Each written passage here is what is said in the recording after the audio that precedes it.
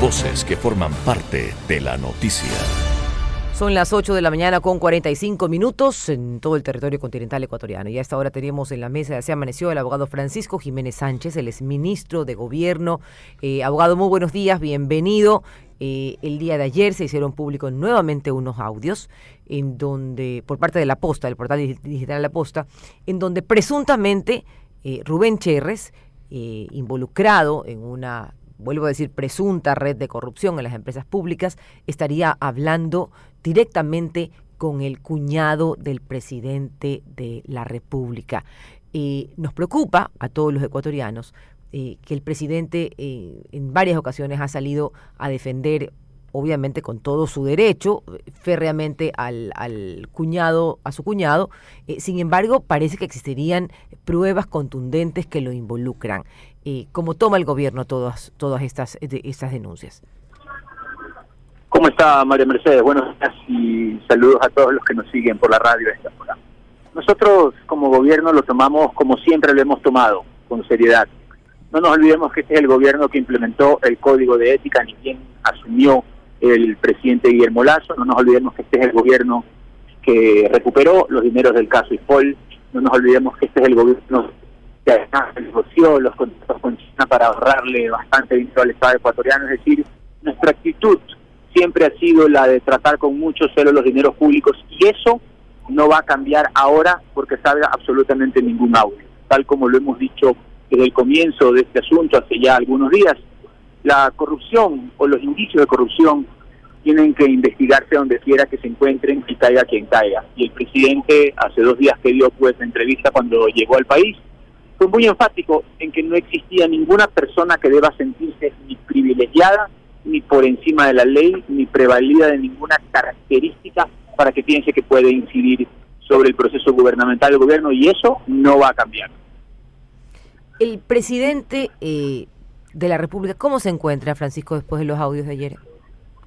Se lo pregunto porque el día miércoles, el día domingo, dio una cadena nacional, y él se mantenía en la postura de que su cuñado no podía ser. Me imagino yo que después de escuchar los audios de ayer, debe estar golpeado. No, el presidente no está golpeado porque el presidente ha actuado correctamente. Y además nadie decide en el gobierno respecto de cada una de sus funciones que no sea el presidente con los diferentes ministros. Nosotros, dentro del esquema de funciones gubernamentales, tenemos establecido todo un sistema de pesos y contrapesos. Hemos constituido una secretaría de prevención y de generación de políticas anticorrupción que viene funcionando desde mayo del 2022. Obviamente que se trata de 10.000 funcionarios y alguna manzana podrida habrá en el canasto.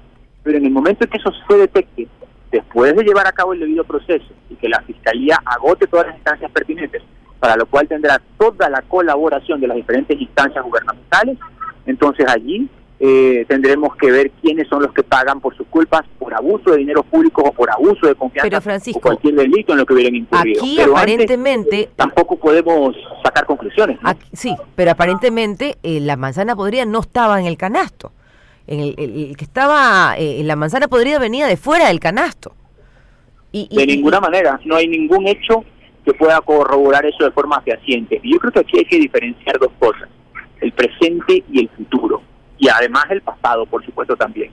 A lo que hemos tenido acceso es a audios que dicen que se habría querido esto, que se habría intentado lo de acá, que lo que quisieran es esto. No hay ni una sola información de un contrato, de una circunstancia concreta, de una contratación irregular, de un hecho preciso donde se haya dicho aquí es donde estuvo la cuestión, sino puras intenciones. Claro, las intenciones también constituyen delito porque se llama tentativa de delinquir y eso tendrá que ser valorado por las instancias de justicia.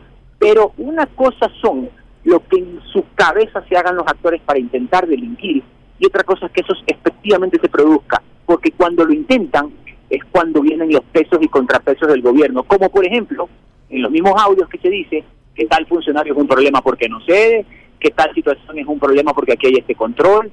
¿Eso qué quiere decir? Que hay un sistema que está funcionando. Ojo, no perfecto, ojo, puede filtrarse y para eso tiene que investigarse. Francisco, pero no podemos sacar ni conclusiones anticipadas de supuestas tramas de corrupción, ni conclusiones anticipadas sobre supuesta incidencia de parientes del presidente para tratar de inducir a determinadas contrataciones, porque eso no ha sido comprobado. Sí, es especulativo hasta el momento en el que estamos hablando de ello. Hasta hoy es especulativo, pero hay una realidad, y es que la Posta está sacando estos audios a cuentagotas, y cada vez que saca un audio, el presidente y los miembros del gabinete salen a decir una cosa, y luego sale otro audio, y la verdad es que los deja hasta mal parados en algún momento.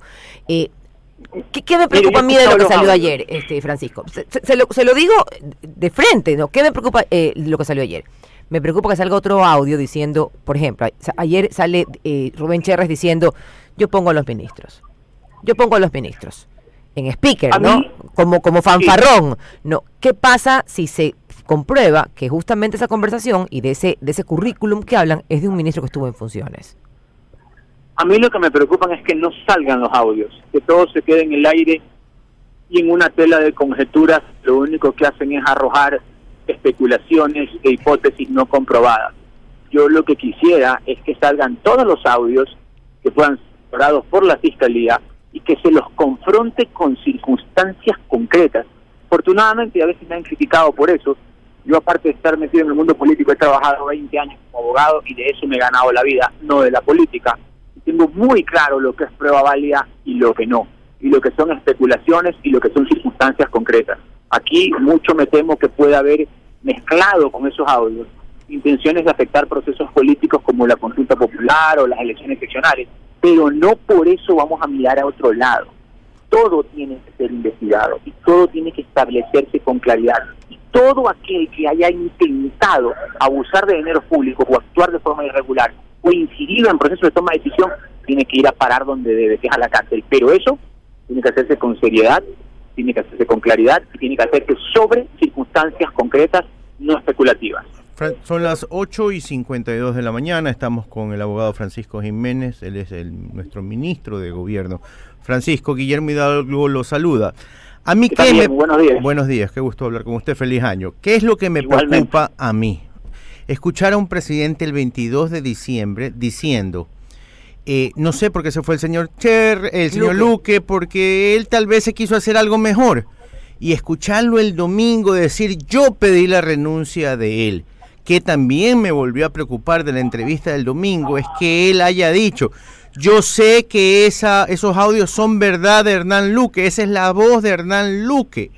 ¿Por qué esperaron tanto a salir a decir, ok, hay que hacer algo?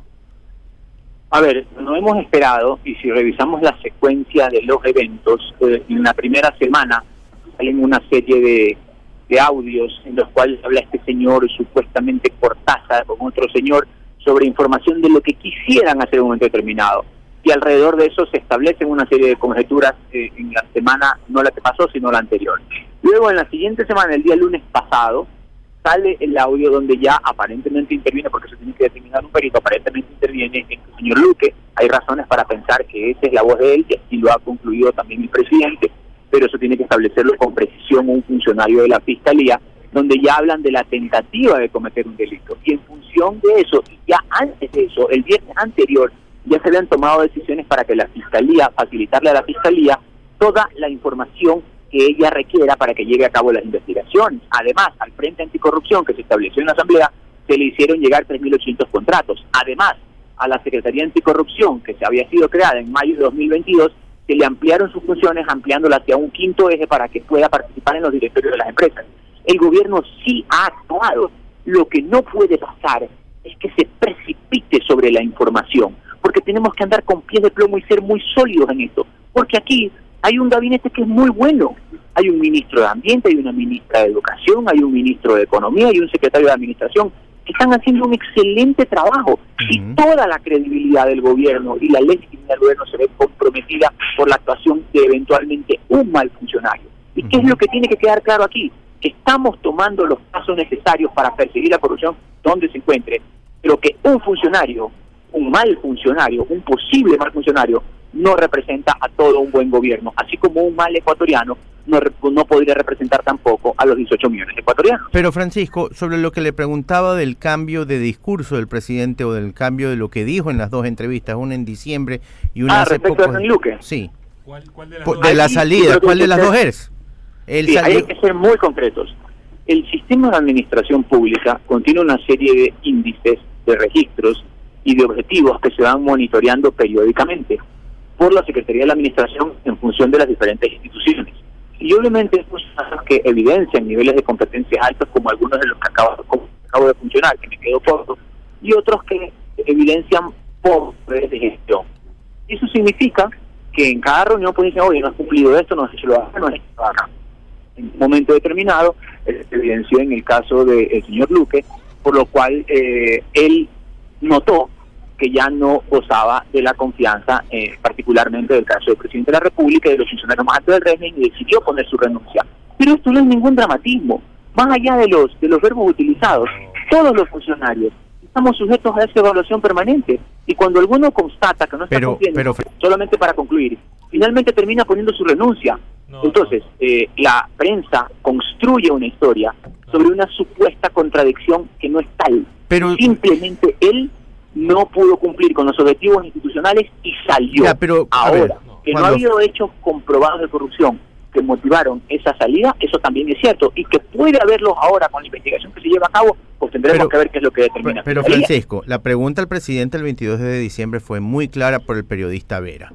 ¿Por qué salió el señor Luque? La contestación fue...